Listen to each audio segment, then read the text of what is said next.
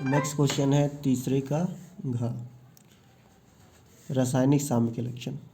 ठीक, रासायनिक साम्य के लक्षण। रासायनिक साम्य के लक्षण में पहला है कि अभिकारक तथा उत्पादक की सांद्रताएं स्थिर होती हैं। इसका मतलब क्या स्थिर होती हैं? जैसे N2 + H2 लिया हमने और इसको मिला करके अमोनिया गैस बनी। ठीक, तो इसको बैलेंस पहले कर लेते हैं, 2N2 और 2 3 3H2। अब गैस गैस और ये क्या, लिक्विड। तो ये भी बैलेंस इक्वेशन मैंने लिख ली है। और ये कौन है? साम्य अवस्था है। साम्य अवस्था होने का मतलब क्या, ये दोनों मिल करके, नाइट्रोजन और हाइड्रोजन दोनों मिल करके अमोनिया बना रहे हैं। ठीक, और जैसे ही अमोनिया बनती है फिर टूट करके तुरंत क्या बना लेती है? नाइट्रोजन और हाइड्रोजन बना ले रही है। ठीक, फिर नाइट्रोजन हाइड्रोजन जैसे ही बनते हैं फिर ये दोनों मिल करके फिर से क्या बना लेते हैं? अमोनिया बना लेते हैं। फिर ये दोनों अमोनिया से फिर से नाइट्रोजन हाइड्रोजन, हाइड्रोजन हाइड्रोजन से नाइट्रोजन, हाइड्रोजन से फिर अमोनिया, और ये चलता रहता है प्रोसेस। जैसे ये बनता है टूट के ये बन जाता है, ये बनता है टूट करके ये बन जाता है। तो जैसे तुम जाओगे नाइट्रोजन हाइड्रोजन को देखने के लिए तब तक ये बन गया होगा, जैसे तुम अमोनिया को देखने के लिए जाओगे तब तक ये बन गया होगा। तो कभी भी ऐसा नहीं होगा कि ये तुमको ज़्यादा मिल जाए और ये तुमको कम मिल जाए।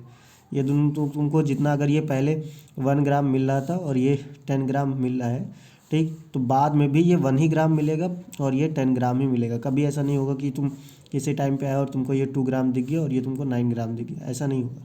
ठीक, जिस जगह पर, जहाँ पर आकर के ये समीकरण क्या होगा? संतुलित हो जाएगा। ठीक, उसी जगह पर साम्य अवस्था, जहाँ पर साम्य अवस्था आ जाएगी वहीं पर क्या होगा?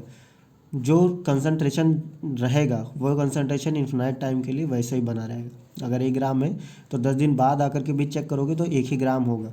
वो रिएक्शन करके अमोनिया बनाएगा नहीं, क्योंकि जैसे बनेगा तुरंत टूट जाएगा।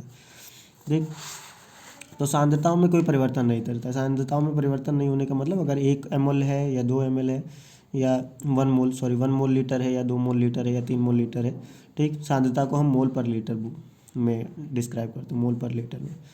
ठीक, तो मोल पर लीटर इसीलिए बोल रहा हूँ कि 1 मोल पर लीटर है या 2 मोल पर लीटर है, तो वो हमेशा उतना ही बना रहे। ठीक, दूसरा है अग्र तथा पक्ष दिशा में अभिक्रिया दर बराबर होती है। तो जितनी स्पीड, दर मतलब दर का बेसिक मीनिंग जो होता है वो होता है स्पीड। तो आगे की तरफ इसकी स्पीड जितनी तेज़ी से है, जितनी तेज़ी से ये मिल करके बनेगा, उतनी ही स्पीड से क्या होगा? ये टूट करके वापस नाइट्रोजन हाइड्रोजन बन जाएगा। ठीक, अग्र यानी आगे की तरफ, पश्च मतलब पीछे की तरफ, दोनों तरफ जो दर होगी यानी स्पीड होगी वो बराबर बराबर होगी। उत्प्रेरक के साम्य अवस्था परिवर्तन नहीं होता। उत्प्रेरक क्या होता है? जैसे अगर ये मान लो कि ये रिएक्शन चल रहा है और इसमें क्या करना, मैंने आयरन मिला दिया, तो होगा ये कि थोड़ा जल्दी हो जाएगा। बस क्या होगा? जल्दी होगा, जल्दी हो जाएगा। अगर ये इधर से इधर मान लो 10 मिनट लगा रहा था जाने के लिए, अभी क्या होगा? अभी 9 मिनट में हो जाएगा। ठीक, तो ये 9 मिनट में अगर यहाँ से यहाँ पहुँचेगा तो इधर से इधर भी क्या होगा? 9 मिनट में ही पहुँचेगा। क्योंकि पहले क्या था? पहले तो टाइम बराबर था, 10 मिनट इधर से इधर जाने में लग रहा था, 10 मिनट इधर से इधर जाने में लग रहा था। लेकिन अब क्या हो गया? एफ करने से, एफ यानी उत्प्रेरक की उपस्थिति में क्या हो गया? ये जल्दी रिएक्शन होगा। अब 10 मिनट नहीं लगेगा, अब 9 मिनट में ही हो जाएगा या 8 मिनट। ये रफ वैल्यूज़ है, कोई स्पेसिफिक वैल्यू नहीं है, तो इसके चक्कर में नहीं पड़ना। क्या रफ वैल्यू समझने के लिए कि स्पीड इसकी बढ़ गई। अब पहले 10 मिनट लगे, स्पीड बढ़ने से क्या होता है? टाइम कम ही हो लगता है। तो अब स्पीड इसकी बढ़ गई तो अब इसको ज़्यादा टाइम नहीं लगेगा, 9 मिनट में ही क्या हो जाएगा? इक्विलिब्रियम आ जाएगा, साम्य अवस्था आ जाएगी। अब पहले इसको भी 10 मिनट लग रहा था इधर से इधर जाने में, अब इसको 10 मिनट नहीं लगेगा, इसको भी 9 मिनट लगेगा। ठीक, तो टाइम अगर एक तरफ बढ़ेगा तो दूसरी तरफ, एक तरफ घटेगा तो दूसरी तरफ भी घटेगा, तो उससे कोई फ़र्क नहीं पड़ेगा। तो एफ से क्या होगा? बस थोड़ा जल्दी आ जाएगा इक्विलिब्रियम। लेकिन अगर ये 1 मोल पर लीटर पे आ रहा था इक्विलिब्रियम, तो ये 1 मोल पर लीटर पे ही आएगा, चाहे वो 1 घंटे बाद आए, चाहे 2 घंटे बाद आए, चाहे 3 घंटे बाद आए, और चाहे 1 मिनट में ही आ जाए। लेकिन वो जो कंसंट्रेशन है वो चेंज नहीं होगा, वो उतने पे, बस थोड़ा जल्दी देर का फ़र्क रहता है और बाकी उत्प्रेरक से कोई फ़र्क, ठीक, साम्यावस्था पर नहीं पड़ता। ताप दाब और सांद्रता बदलने से साम्यावस्था बदलती है। तो उसके लिए तो ये कह सकते हो कि टेम्परेचर जैसे बढ़ाओगे तो अब एक्जोथर्मिक एंडोथर्मिक के भी बारे में पता होना चाहिए।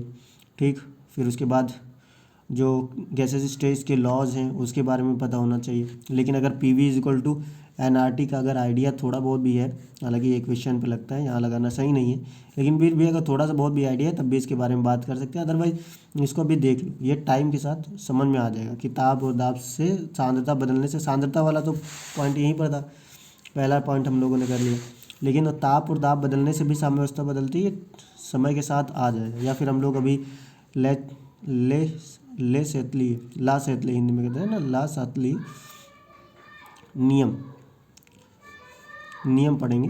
ला सेतली नियम का क्वेश्चन अभी करेंगे, तो वहाँ पर हम लोग देख लेंगे कि कैसे ताप दाब और सांद्रता बदलती है, तो किस तरफ हमारा इक्विलिब्रियम शिफ्ट होता है। Thank you.